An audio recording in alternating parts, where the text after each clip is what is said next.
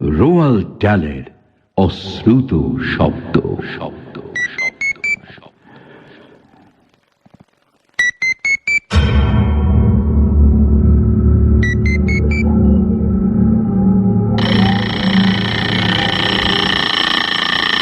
ঘড়িতে ভোর 5টার অ্যালার্ম বাজার, সঙ্গে সঙ্গে আমার ঘুম ভেঙে গেল।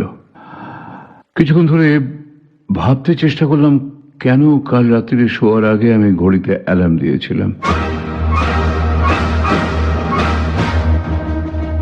মনে পড়া মাত্র আমি তাড়াক করে লাফ দিয়ে উঠলাম। সঙ্গে সঙ্গে জামা প্যান্ট পরে বাড়ি থেকে বেরিয়ে চলে এলাম লাগোয়া বাগানে।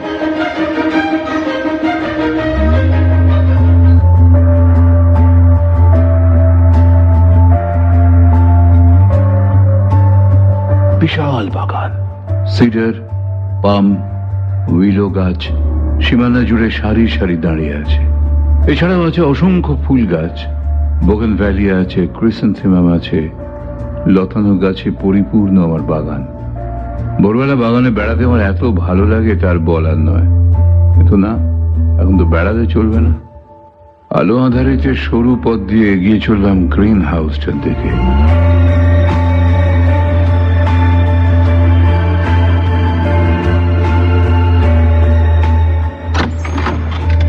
ভেতরে ঢুকে দরজা বন্ধ করে দিলাম।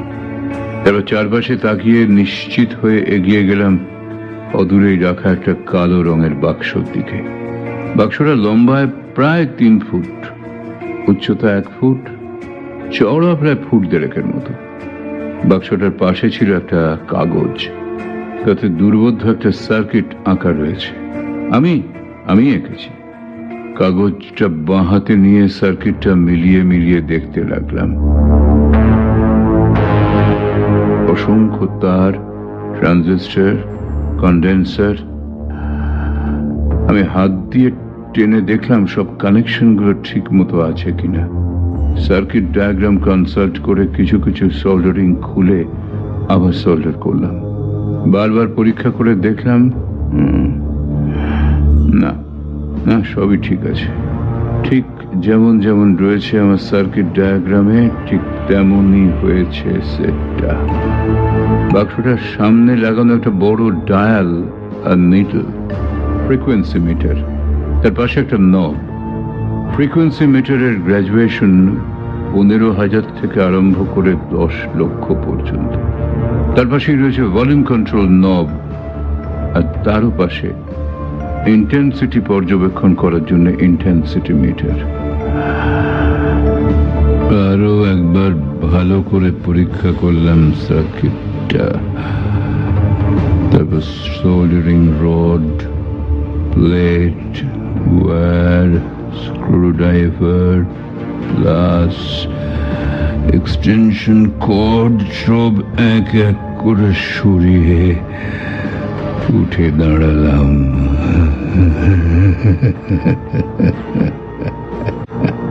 মুখে আমার তখন হাসি ফুটে উঠেছে,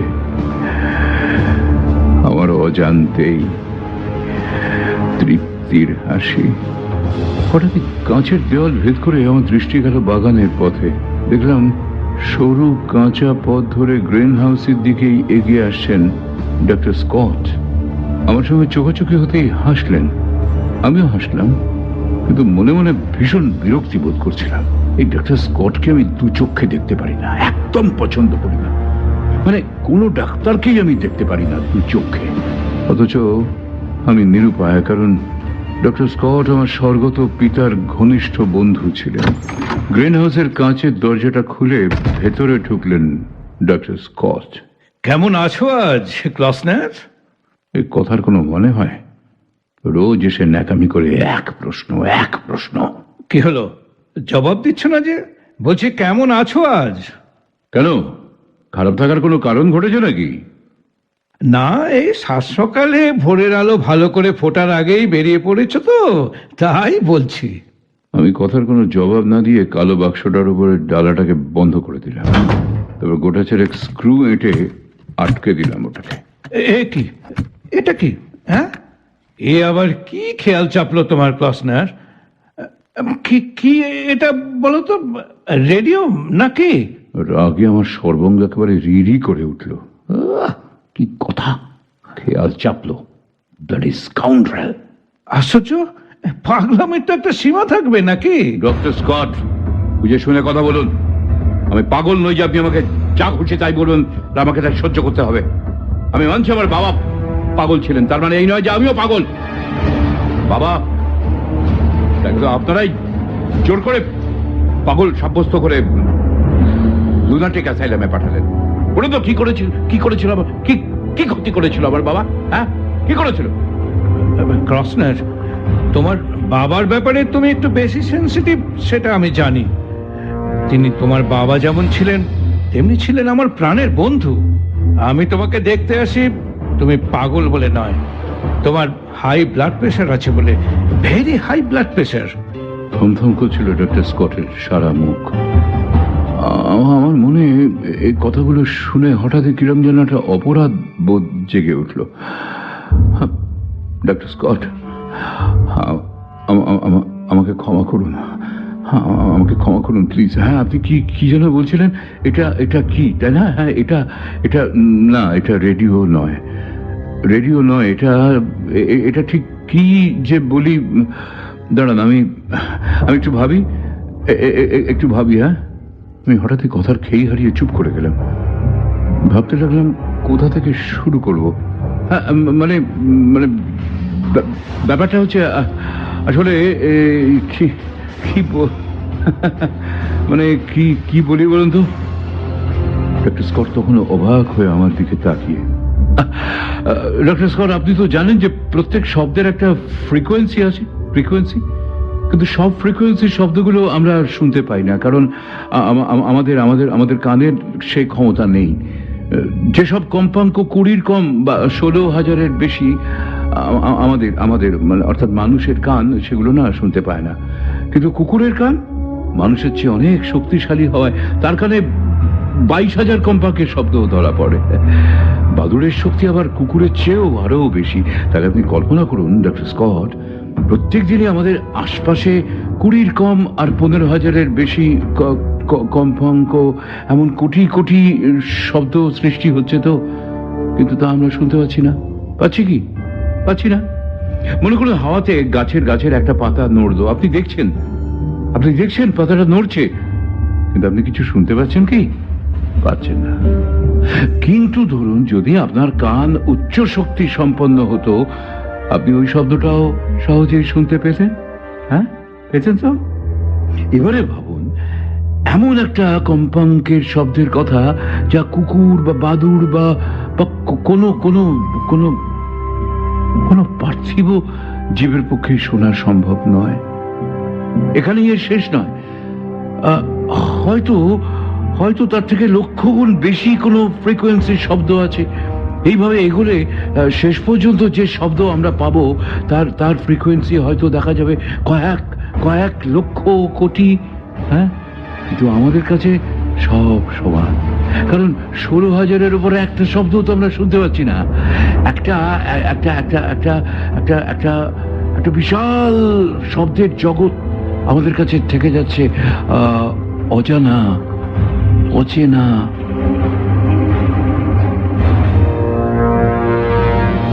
আমি থামলাম, ডক্টর স্কটের মুখের দিকে তাকালাম।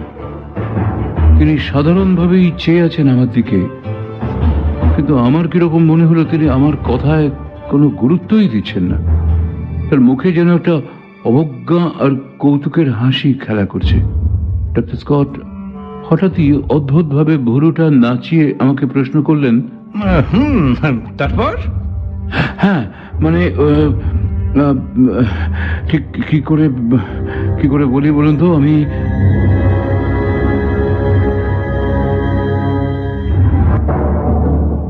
কিছুক্ষণ হাত নেড়ে তাকে বোঝাতে গেলাম কি বলতে চাই, কিন্তু কি বলবো, কিভাবে বলবো, কেন বলবো, তক্ষণে কিছু মনে করতে পারলাম না। আমিও ফ্যাল করে চেয়ে রইলাম ডাক্তারের দিকে। হঠাৎই কালো বাক্সটার দিকে চোখ পড়তে আমি চমকে উঠলাম। হ্যাঁ, কি বলছিলাম?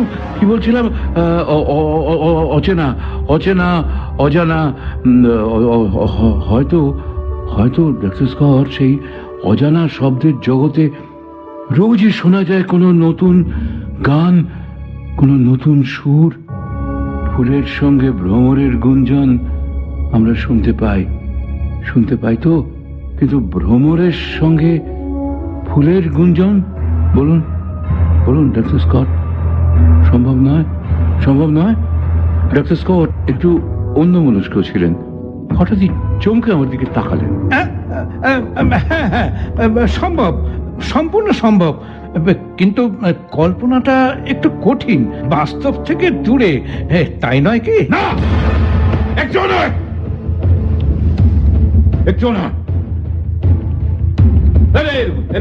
দেখুন একটা মাছি, দেখুন মাছিটাকে দেখুন। এই যে মাছিটা উঠছে দেখুন। এই তো বসলো। দেখতে পাচ্ছেন? ওর নিশ্চয় একটা মুখ আছে। এই তো মুখ। তবে মুখের ভেতরে জিভ আছে, গলা আছে। তবে কেন এটা শব্দ করবে না? হ্যাঁ, কেন শব্দ করবে না বলুন? কেন কথা বলবে না মাছিটা? হয়তো সে কথার অর্থ আমরা নাও বুঝতে পারি, কিন্তু মাছিটার পক্ষে কথা বলাটা তো অস্বাভাবিক কিছু নয়, তাই না? মাছি, হ্যাঁ ঠিকই তো। মুখ যখন আছে তখন তো কথা বলাই উচিত, নিশ্চয়ই। ডক্টর স্কট মাছিটার দিকে যে হা হা করে হেসে উঠলেন। এবার আপন মনেই মাথা নেড়ে পা বাড়ালেন গ্রিন হাউসের দরজার দিকে। ডোর নবে হাত রাখতেই, ডক্টর স্কট ভুরু উঁচিয়ে সপ্রশ্ন দৃষ্টিতে ফিরে তাকালেন আমার দিকে। তার চোখে আশঙ্কার কালো ছায়া। যাবেন না? দাঁড়ান, আমার কথা এখনো শেষ হয়নি। বাকি কথাটুকু আপনাকে শুনতে হবে ডক্টর স্কট। দরজার কাছে দাঁড়িয়ে একটু শ্রাগ করলেন। শুনতেই হবে? অগত্যা, বলো ক্লসনার, শুনছি। এই যে যন্ত্রটা দেখছেন, এটা সেই অজানা আপাত অশ্রুত সুপারসনিক সাউন্ডকে অডিবল রেঞ্জে নিয়ে আসবে। আমার কথা বুঝতে পারছেন? সুপারসনিক সাউন্ডকে নিয়ে আসবে অডিবল রেঞ্জে। গ্রাফ পেপারে গ্রাফ প্লট করার সময় যেমন অরিজিনকে ট্রান্সফার করা হয়েছে 16,000 সাইকেলস পার সেকেন্ড, অর্থাৎ আমি ক্লসনার, আমি শুনতে পাবো সেই শব্দের জগতের শব্দ, সেই সুপারসনিক সাউন্ড। কি করে? এই কালো বাক্সটা দিয়ে? তোমার কি মাথা খারাপ হয়েছে? এই সামান্য একটা বাক্স দিয়ে তুমি? গলা দিয়ে অজান্তে কেমন একটা অদ্ভুত শব্দ বেরিয়ে এলো। সেই শব্দ অনুসরণ করে আমার দিকে চোখ পড়তেই আবারও চুপ করে গেলেন ডক্টর স্কট। তার চোখে মুখে আতঙ্কের ছাপ স্পষ্ট হয়ে উঠল। আমি কাঁপতে কাঁপতে দুপা এগিয়ে গেলাম তার দিকে। ডক্টর স্কটের সঙ্গে সঙ্গে দুপা কেমন পিছিয়ে গেলেন। আমার গলায় একটা অদ্ভুত আওয়াজ এলো, Get out! Get out! ক্লসনার, Just get out! Out! আর মুহূর্ত মাত্র দেরি না করে তীর বেগে ছুটে বেরিয়ে গেলেন ডক্টর স্কট। হ্যাঁ, আমার উত্তেজনা একটু প্রশমিত হলে আমি কালো বাক্সটার দিকে এগিয়ে গেলাম। আমি পরম স্নেহে পরম মমতায় হাত রাখলাম ওটার ওপর। আমার মাথা খারাপ। হ্যাঁ, আমি পাগল হলে আমি এটা তৈরি করলাম কেমন করে? এর জন্য আমাকে বহুবার চেষ্টা করতে হয়েছে, বহুবার। প্রথম শব্দগুলো ইনঅডিবল রেঞ্জে থেকে যেত, ইনঅডিবল রেঞ্জে। ইন্টেন্সিটি মিটার দেখে আমি বুঝতে পারতাম সেটা। কিন্তু এটা যদি সফল হয়, এটা এটা এটা এটা সফল যদি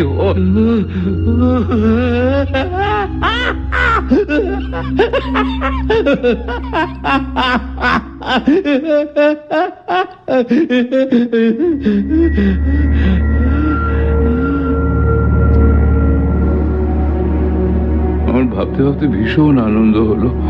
আমি ভাবলাম আমার বাবা দিনের পর দিন উদয়াস্ত যে পরীক্ষা করতে গিয়ে সত্যি সত্যি পাগল হয়ে গিয়েছিলেন, বাবার সেই অসম্পূর্ণ পরীক্ষাটা আমি সফল করে তুলেছি। বাবা বাবা তুমি তুমি দেখো বাবা, ও বাবা বাবা বাবা তুমি দেখো, আমার দিকে তাকাও না, আমার দিকে আবার দেখো। অথচ ডক্টর স্কট আমাকে পাগল, না না মিথ্যা কথা, আমি পাগল না। আমি জানি আমার ব্লাড প্রেশার আছে, আমার ব্লাড প্রেশার হাই আমি জানি, কিন্তু আমি জানি আমার ব্লাড প্রেশার হাই, কিন্তু আমি পাগল না, আমি পাগল না, আমি পাগল না, আমি পাগল না, আমি পাগল না, আমি পাগল না, আমি পাগল না।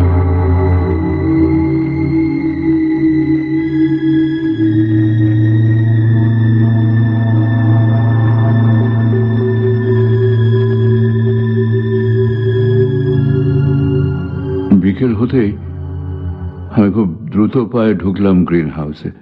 কালো বাক্সটাকে আমি তুলতে চেষ্টা করলাম, কিন্তু অসম্ভব ভারী বাক্সটা, প্রচন্ড ভারী। এটাকে তুলে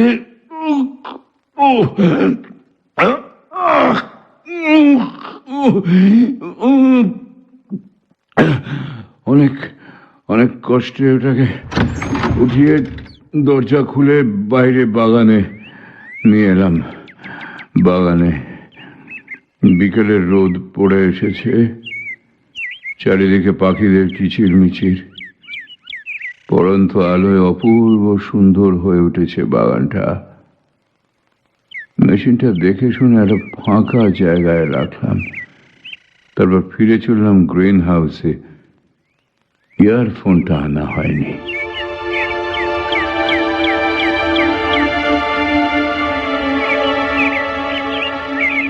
ইয়ারফোনের টার্মিনাল দুটো কানেক্ট করে দিলাম কালো বাক্স থেকে বেরিয়ে আসা ইয়ারফোনের লিড দুটোয়।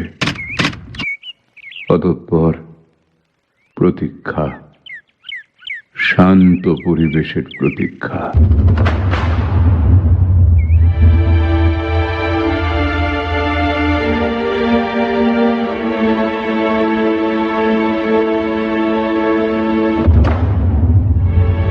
ঘড়ি দেখলাম 5:30।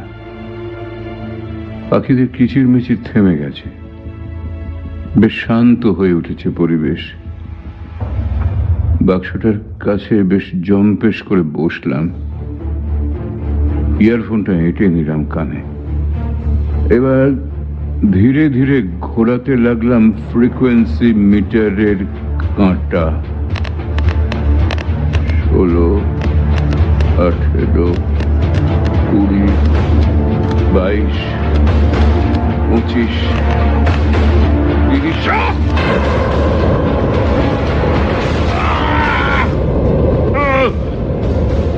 30,000-এ পৌঁছতে একটা প্রচন্ড বিভীষিকাময় আত্মচিৎকারে লাফিয়ে উঠলাম আমি। ছিটকে পড়ে গেল কান থেকে আমার ইয়ারফোন। আমি চমকে উঠে চারিদিকে তাকাতে লাগলাম। কে করলো এই আত্মচিৎকার? কই কেউ তো নেই এখানে। কাছাকাছির মধ্যে পাশের বাড়ির মিসেস সান্ডার্স আমার বাগানের বেড়ার এদিকেই। ভালো করে লক্ষ্য করে দেখলাম একমাত্র মিসেস সান্ডার্স মাথা নিচু করে ফুল তুলছেন।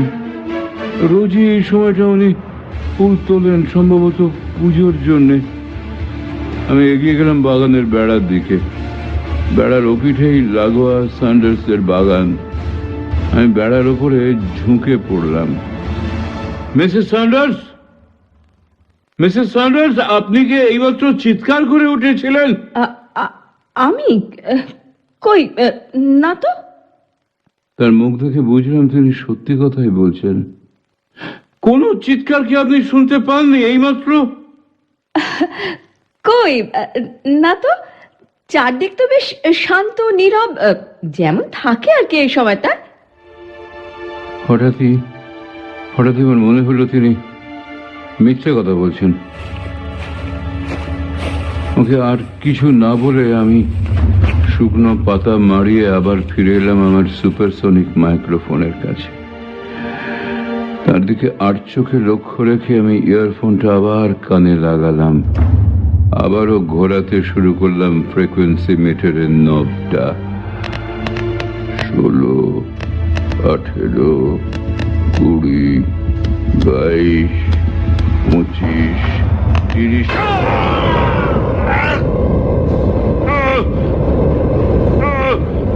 তিরিশে পৌঁছতেই আবার আবার সে বীভৎস ভয়ানক চিৎকার, যেন কেউ মরণ আর্তনাদ করছে। আবার ধীরে ধীরে বেরিয়ে গেল সেই শিহরণ সৃষ্টিকারী আর্তনাদ। কিন্তু কই, একা মিসেস স্যান্ডার্সই তো ফুল তুলে যাচ্ছেন না। না না না, এখন তিনি ফুল বাঁধছেন। অজস্র ফুলের মধ্যে থেকে সবচেয়ে ভালো ফুলগুলো খুঁজছেন এক মনে।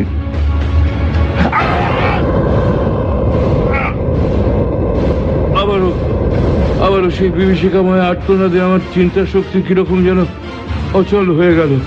আমার মনে হলো কেউ যেন হাতুড়ি দিয়ে দম দম করে আমার মাথার মধ্যে পিটছে, মারছে আমার মাথায়। তখনই আমি আবিষ্কার করলাম এই অদ্ভুত রক্তহীন করা আর্তনাদের কারণ।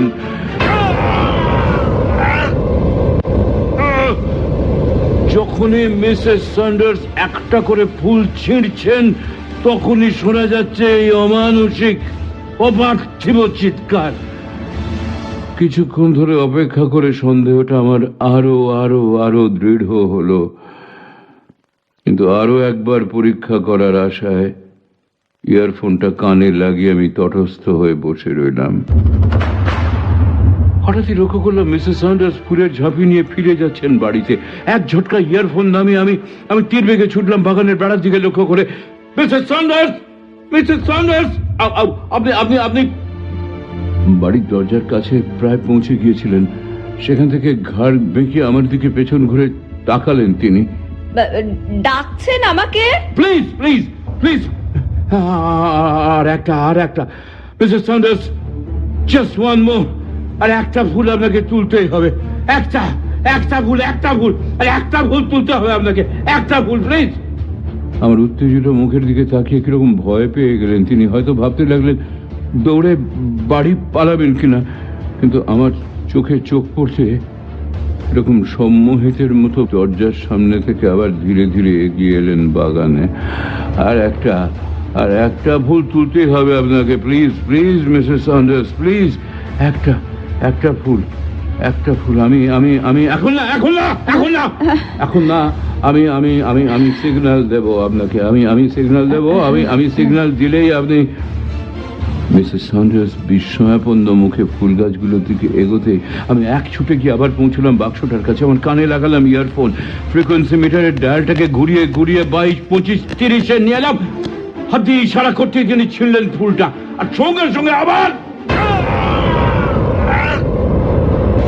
আনন্দে লাফিয়ে উঠলাম আমি। সাকসেসফুল, সফল হয়েছে আমার এক্সপেরিমেন্ট। আমি ইয়ারফোন নামিয়ে রেখে ইশারায় তাকে অপেক্ষা করতে বলে তার দিকে এগিয়ে গেলাম। বেড়ার ওপর ঝুঁকে পড়ে ওর মুখের দিকে আমি জানি না আমি কিরকম ভাবে তাকিয়েছিলাম। ওনার চোখ মুখ কিরকম ভয়ার্ত হয়ে উঠল। মিসেস স্যান্ডার্স, আপনি কি কখনো ভেবে দেখেছেন এভাবে ফুল তোলা আপনার উচিত নয়? এতে ফুল গাছগুলো অমানসিক কষ্ট পায়। আশ্চর্য, ওভাবে তাকিয়ে আছেন কেন? হ্যাঁ, কি দেখছেন? কি যা বললাম কিছুই কি বোঝেননি? মিসেস স্যান্ডার্স, আপনি কি জানেন যে গাছেরও প্রাণ আছে? মানুষের যেমন একটা নার্ভাস সিস্টেম আছে, তেমনি আছে গাছেরও। হয়তো অন্য রকম, কিন্তু আছে। আপনি যখন নির্মম ভাবে টেনে টেনে ছিঁড়ছেন ওই ফুলগুলো, আপনি ভেবে দেখেছেন কি অপরিসীম, কি অসহনীয় যন্ত্রণা অনুভব করে ওরা? যাবেন না, দাঁড়ান। আমার কথা এখনো শেষ হয়নি। মিসেস সন্ডার্স, ঠিক ওইভাবে যদি আপনার মুন্ডুটা চেপে ধরে আপনার গলা থেকে মুন্ডুটা আমি একটানে ছিঁড়ে নিই। একটা হাত আমার অজান্তেই চলে গিয়েছিল তার গলার কাছে, ধরে ফেললাম। মিসেস সন্ডার্স, যেমন ভাবে আপনি টেনে ছিঁড়েছেন এই গোলাপ ফুলের গলা, এই ডাঁটি থেকে, ডাঁটি মানে ওর গলা, আপনিও চিৎকার করে উঠবেন তো এই ফুল গাছগুলোর মতো? মিসেস সন্ডার্স, এদের যে প্রাণ নেই আপনি কেমন করে জানলেন? হ্যাঁ, মানুষ নয় বলে কি এদের জড় পদার্থ হতে হবে? কুকুর বেড়াল, এদের কি প্রাণ নেই? তাহলে একটা ছোট্ট ফুল গাছ কি দোষ করলো?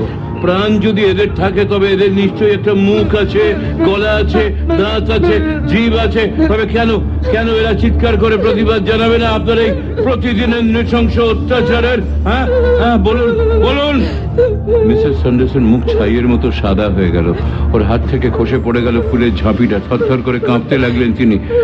আমি এসবের ভ্রুক্ষেপ না করে বললাম, শুনুন, গাছও চিৎকার করে, প্রতিবাদ জানায় আমাদের নৃশংসতার, কিন্তু আমরা শুনতে পাই না ওদের সেই তীক্ষ্ণ তীব্র প্রতিবাদের আর্তনাদ। কিন্তু আপনি কেমন করে জানলেন যে ওরা কথা বলতে পারে না?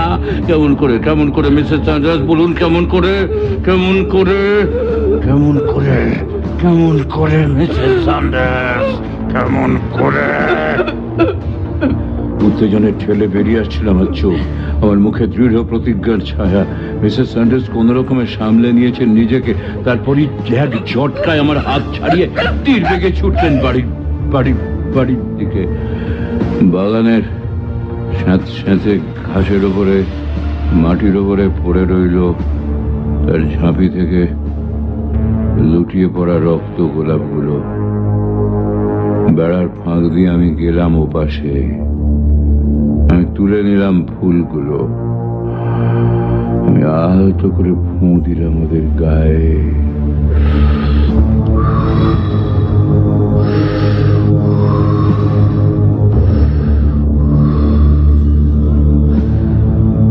পাপড়ির উপরে হাত বুলিয়ে দিলাম। তোমাদের সমবেদনা জানাবার ভাষা আমার নেই, আমার ভাষা নেই যে তোমাদের সমবেদনা জানায়।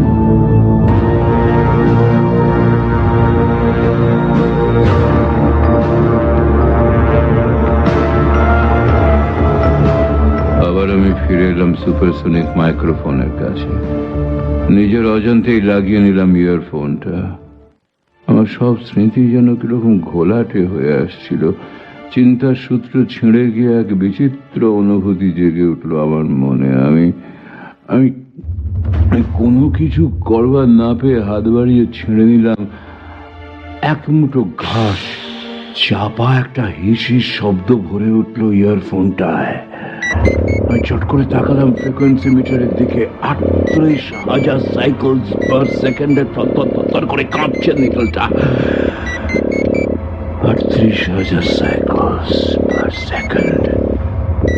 কিছুক্ষণ বাদে শব্দটা মিলিয়ে গেল। যদিও পরীক্ষার সফলতায় মন ভরে উঠেছিল আমার অনাবিল আনন্দে, তবু আনন্দের পাশাপাশি যেন একটা দুঃখ অনুভব করছিলাম। আমি বিষণ্ণ মনে তুলে নিলাম ইয়ারফোন আর সুপারসনিক মাইক্রোফোনটা। আমি এগিয়ে চললাম গ্রিন হাউসের দিকে, শুকনো পাতা মারিয়ে। ভাবলাম কাল সকালে একবার খবর দেব ডাক্তার স্কট। একটু দেরিতেই ঘুম ভাঙলো আমার।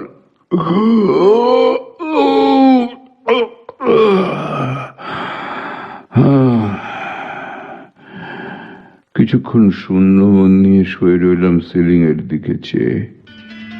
আস্তে আস্তে আমার মনে পড়তে লাগলো গত দিনের কথা।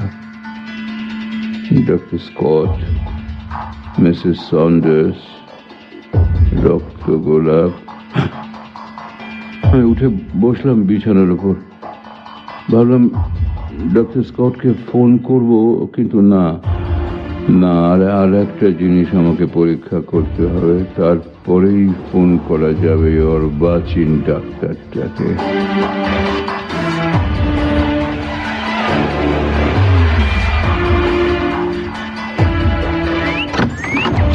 গ্রিন হাউস থেকে সুপারসনিক মাইক্রোফোন আর ইয়ারফোনটা নিয়ে আমি বাগানে এলাম। ভাবতে লাগলাম কোথায় রাখবো ওটা। হঠাৎই চোখে পড়ল বিশাল দেবদারু গাছটার দিকে। উৎফুল্ল মনে বাক্সটা নিয়ে এগিয়ে গেলাম গাছটার কাছে।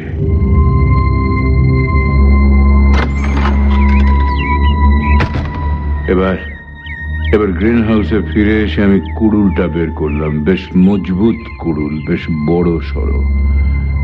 আপন মনে ঘাড় নেড়ে কুড়ুলটা নিয়ে গ্রিন হাউস থেকে বেরিয়ে এলাম। দেবদারু গাছটার কাছে এসে প্রথমে ইয়ারফোনটা কানে লাগিয়ে নিলাম। ফ্রিকোয়েন্সি মিটারের নেডলটাকে অটোমেটিক কন্ট্রোল সুইচের সঙ্গে কানেক্ট করে দিয়ে উঠে দাঁড়ালাম আমি। কুড়ুলের হাতলটাকে শক্ত হাতে ধরে পা ফাঁক করে দাঁড়ালাম। দু এক মুহূর্ত চুপ করে থেকে কিছু ভাবতে চেষ্টা করলাম। তারপরই এক বিশাল চক্রাকার পথে দেহের সমস্ত শক্তি দিয়ে কুড়ুলটাকে নামিয়ে আনলাম দেবদারু গাছের গুঁড়িতে।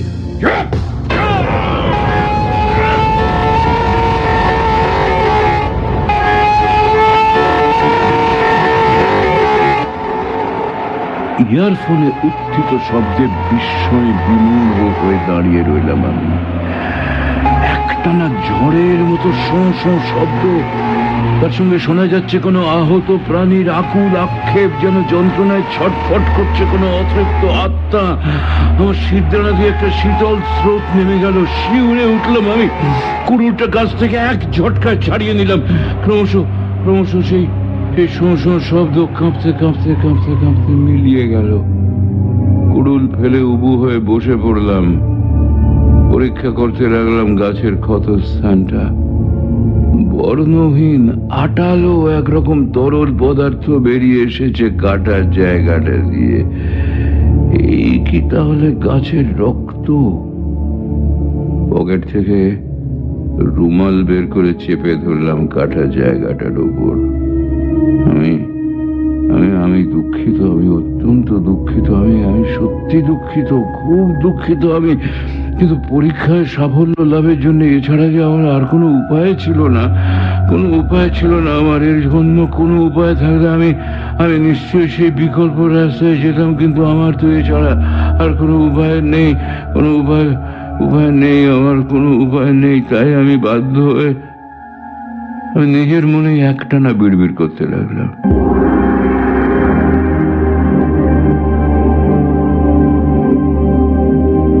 কতক্ষণ যে ওইভাবে বসেছিলাম মনে নেই আমার। ঝটকা ভাঙতেই ইয়ারফোন নামিয়ে রেখে আমি বাড়ির দিকে চললাম ডাক্তার স্কটকে ফোন করার জন্য।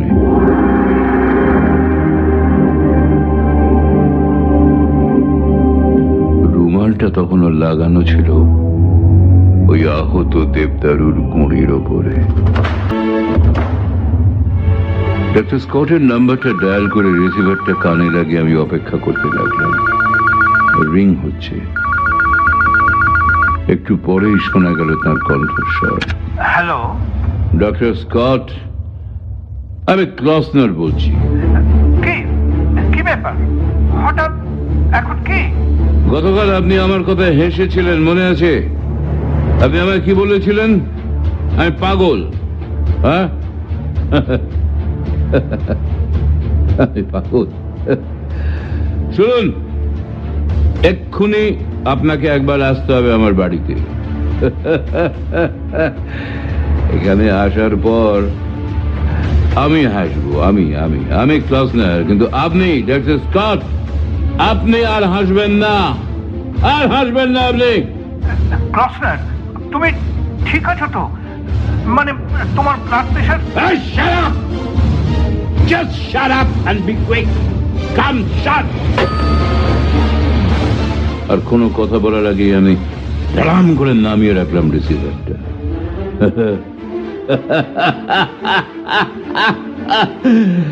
Dr. Scott, you are heading for a big surprise. You are heading for a very big surprise! Sonic মাইক্রোফোনটার সামনে বসে অপেক্ষা করছিলাম কতক্ষণে ডক্টর স্কট আসেন। প্রচুর সময় নিলেন, প্রায় আধ ঘন্টা পরে দেখলাম বাগানের সরু পথ দিয়ে এগিয়ে আসছেন ডক্টর স্কট, হাতে তার সর্বসময়ের সঙ্গী সেই ডাক্তারি ব্যাগ। আমার দিকে তাকিয়ে কিন্তু আজ তিনি হাসলেন না, হাসলাম আমি হাসলাম, আমি ক্লসনার। আসুন আসুন ডক্টর, আসুন আসুন আসুন। হোয়াটসঅ্যাপ, কি ব্যাপার কি এরকম দুমদাম ফোন করে? ওয়েট ওয়েট ওয়েট ওয়েট, তাড়াহুড়ো করবেন না doctor Scott, be quiet and now see for yourself. ধরুন এটা, ধরুন। ইয়ারফোনটা এগিয়ে দিলাম তার দিকে। একটু ইতস্তত করে ডক্টর স্কট আর ওই ডাক্তারের ব্যাগটা নামিয়ে রেখে ইয়ারফোনটা তার কানে লাগালেন। কুড়ুল নিয়ে আমি উঠে দাঁড়ালাম সোজা, আমার হাতে শক্ত পোক্ত বড় সড়ো কুড়ুলখানা। ওকে, ওটা কি? বিরক্তি ভরে তার দৃষ্টি অনুসরণ করে আমি দেখলাম দেবদারু গাছের গুঁড়িতে রুমালটাকে। ও কিছু না, you just concentrate on the earphone, that's all.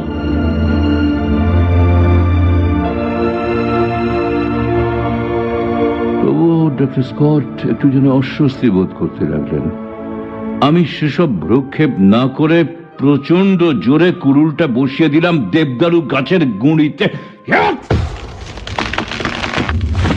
পর মুহূর্তেই মড়মড় মড়মড় করে ভেঙে পড়লো দেবদারু গাছের একটা বিশাল শাখা। ওপর থেকে দেখলাম ডক্টর স্কট ইতিমধ্যে ইয়ারফোনটা ফেলে দৌড়চ্ছেন। ডালটা পড়বার আগের মুহূর্তে আমিও সরে দাঁড়ালাম।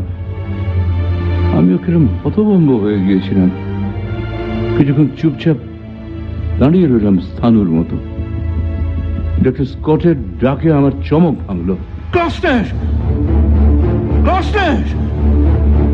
আমি তার দিকে চেয়ে খুব ধীর স্বরে জানতে চাইলাম, ডক্টর স্কট, আপনি কি কিছুই শুনতে পাননি? খেয়াল করার আর সময় পেলাম কোথায়, তার আগেই তো ভেঙে পড়লো ওই ডালটা। কিছুই শুনতে পাননি? কিচ্ছু শুনতে পাননি আপনি?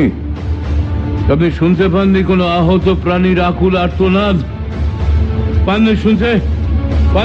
বলুন আপনি শুনতে পাননি? আপনি? আমি ঠিক বুঝতে পারিনি। ডালটা ওভাবে হুড়মুড় করে ভেঙে না পড়লে হয়তো। আপনি অনেক হয়েছে। আমি এগিয়ে গিয়ে ডক্টরের ফেলে যাওয়া ইয়ারফোনটা কানে লাগালাম।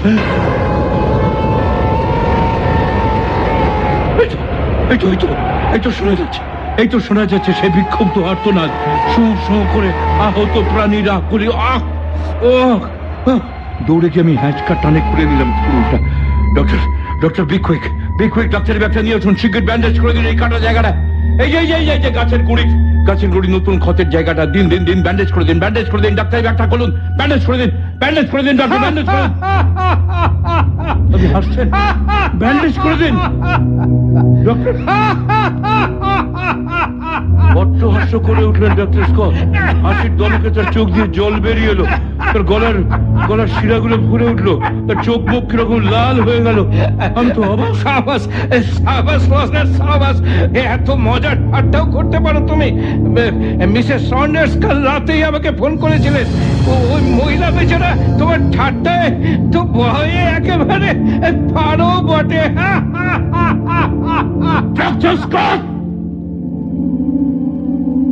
কুড়ুলের হাতলের উপরে শক্ত হয়ে চেপে বসলো আমার দু হাতের 10টা আঙুল। মুহূর্তে বন্ধ হয়ে গেল ডক্টরের হাসি। হাঁ করে তিনি চেয়ে রইলেন আমার মুখের দিকে। আমার মুখ থেকে আস্তে আস্তে তার চোখ নেমে এলো আমার হাতের দিকে। ক্লাস্টার উত্তেজিত হয়ে না, তোমার ব্লাড প্রেশার এখন এতটাই বেশি যে কি বলবো তোমাকে। যে কোনো সময় মাথার শিরা ছিঁড়ে গিয়ে ডাক্তারের ব্যাগটা খুলুন, ব্যান্ডেজ করে দিন দেবদারু গাছের কাটা জায়গাটা। আমার ব্যাগে ব্যান্ডেজ নেই। আয়োডিন, আয়োডিন তো সবসময় থাকে আপনার ব্যাগে। লাগাল লাগাল গাছটার ক্ষতস্থানে আয়োডিন লাগাল। ক্রসনার, যথেষ্ট ইয়ার্কি হয়েছে, আর নয়। ভেবেছিলাম তুমি বোধহয় সুস্থ থাকতে পারবে, কিন্তু এখন দেখছি সেটা মিথ্যে আশা ছাড়া কিছু নয়। তোমার বাবা পাগল হয়ে গিয়েছিলেন, এইসব অদ্ভুত বিকৃত কল্পনার শিকার হয়ে তিনি পাগল হয়েছিলেন। তোমারও ঠিক একই অবস্থা। না না না ক্রসনার, না, মনুষ্য সমাজে থাকবার উপযুক্ত নও তুমি। পাগলা কারত তোমার পক্ষে। ডক্টর ঝুঁকে পড়ে তার ব্যাগটা তুলছিলেন, ঠিক সেই মুহূর্তে আমার কি হলো আমি জানি না। আমার দু হাতে ধরা কুড়ুলটা চকিতে একবার মাথার উপরে উঠেই নেমে এলো সজোরে। ফলাটা আমূল গেঁথে গেল ডক্টরের পিঠে, হিনকি দিয়ে বেরিয়ে এলো রক্ত। ডক্টর কিছুক্ষণ ওই অবস্থায় বিস্ময়ে আবিষ্ট চোখে দাঁড়িয়ে রইলেন আমার দিকে চেয়ে, তারপর হুমড়ি খেয়ে পড়ে গেলেন তার ডাক্তারি ব্যাগের উপর। তার জীবনের শেষ সংলাপ মুখ থেকে বেরিয়ে এলো একটা অব্যক্ত আর্তনাদ। আমার কানে লাগানো ইয়ারফোনে শোনা গেল আরো একটা বিচিত্র শব্দ। হাতুড়ি দিয়ে ড্রামে আঘাত করলে যেরকম শব্দ হয়, সেই রকম ধূপ ধূপ ধূপ ধূপ শব্দ ক্রমশ মিলিয়ে যাচ্ছে শব্দটা। তার বদলে শোনা যাচ্ছে একটা কেমন ছল ছলানি, তার সঙ্গে হাপড়ের মতো হুস হুস শব্দ। অবাক হয়ে শুনতে লাগলাম, আশ্চর্য, কি অদ্ভুত, কি অদ্ভুত, কি অদ্ভুত। ডক্টর স্কট, ডক্টর স্কট, আপনি শুনতে পাচ্ছেন শব্দটা? ঠিক ঠিক এমনি করে আর্তনাদ করে উঠেছিল এই গাছটা যখন আমি কুড়ুল বসিয়েছিলাম ওই দেবদারু গাছটার গায়ে। ডক্টর স্কট, এখন আপনি বিশ্বাস করবেন তো আমি পাগল নই? আপনি বিশ্বাস করবেন তো আমার পরীক্ষার সব ভালো হয়েছে ডক্টর? সাফল্যের অভূতপূর্ব আনন্দে আমি নিজেকে সামলে রাখতে পারছিলাম না। ডক্টর স্কট, আমি পরীক্ষার সফল হয়েছি। আমার পরীক্ষার সফল হয়েছে ডক্টর স্কট। আমার চোখগুলো কিরম ঠিকরে বেরিয়ে আসছে, আমার গলার শিরাগুলো যেন গলা ছিঁড়ে বেরিয়ে আসছে। একটা অব্যক্ত যন্ত্রণায় বিকৃত হয়ে উঠলো আমার মুখ। আমি এয়ারপোর্টে একটা শব্দ, কি হলো, কি একটা হলো যেন ছিঁড়ে গেল কোনো বেহালার তার। তার পরক্ষণেই বাঁধ ভাঙা ঢেউয়ের উত্তাল কল্লোল। আমি অবাক হয়ে শুনতে লাগলাম সেই শব্দের অনুরণন। বিচিত্র অনুভূতিতে ভরে গেল আমার মনটা। অসহ্য যন্ত্রণায় যেন ছিঁড়ে যাচ্ছে মাথাটা। অসহ্য যন্ত্রণা। ডক্টর স্কট বলেছিলেন যে কোনো সময় আমার মাথার শিরা ছিঁড়ে আমার high blood pressure, very high blood pressure, আমার মাথার শিরা ছিঁড়ে তাহলে কি না না না না না, নিজের মরণ ডক আমি নিজের কানে শুনতে পারবো না, আমি শুনতে পারবো না কিছুতে না। এখনো সময় আছে। আমি কুড়ুলটাকে আবারও শক্ত মুঠে চেপে ধরে টলতে এগিয়ে চললাম আমার তৈরি ওই সুপারসনিক মাইক্রোফোনের দিকে, ওই কালো বাক্সটার দিকে। ওই কালো বাক্সটা